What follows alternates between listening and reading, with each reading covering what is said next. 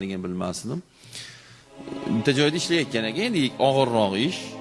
Siz hunar olmaganmisiz desam, "Ya hunarim bor, ustaman" dedi. Uy ustasi bunaqa devorni uy qurar ekan xullas. Zo'r-ku. Shunday hunar istirib to'g'risidan bu ish bo'lmaydi erkak kishiga.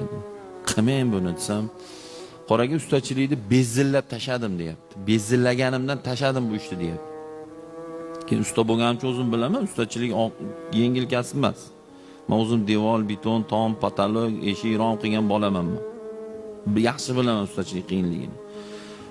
Qiyin bo'ldimi desam, yo'q deyapti. Ishlagan joylarimizdan haqlarimizni ololmayapmiz deyapti.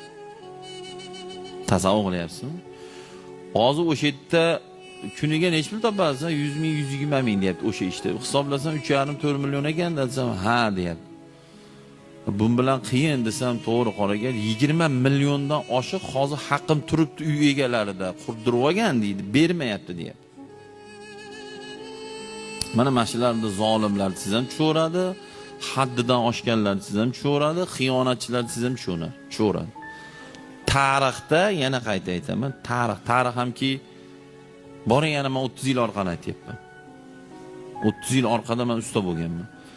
Haligi Rasululloh alayhisalom peshana terisi qurimay turib ishlaganda haqqini berib qo'ydigan hadislari bor. O'sha bizning davrda o'shnaqa edi. Undan ham zo'r edi. Oxiri men pul berib yurardi. Eng oxir ish tugatganimizdan keyin zo'r qilib osh qilardi. Ustozga, ya'ni katta ustaga va qolganlarga to'n chors qilardi. Bunaqa biz ish tugashini kutardik, zo'r ziyofat qilardi. Osh yeb hamma yo'q deganiga bir tiyin haqqimiz qolmasdi. Bir tiyin.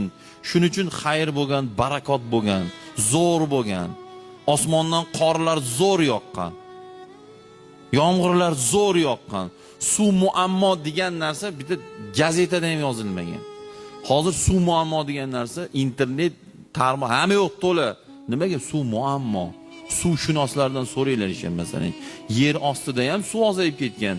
Tog'larda ham muz, qoram oz. Agar bu ketishimiz bo'lsa, ya'ni xiyonatlar, aldovlar, bir-birini podderishga qilmasliklar, faqat o'zini o'ylab jimotlarcha yashashlar, tarzimiz o'zgarmaydigan bo'lsa, bu hali yirunda bu xolvasi bu. Xudo bundan battar xorlab yuboradi. Ko'zimizni ochaylik akalar.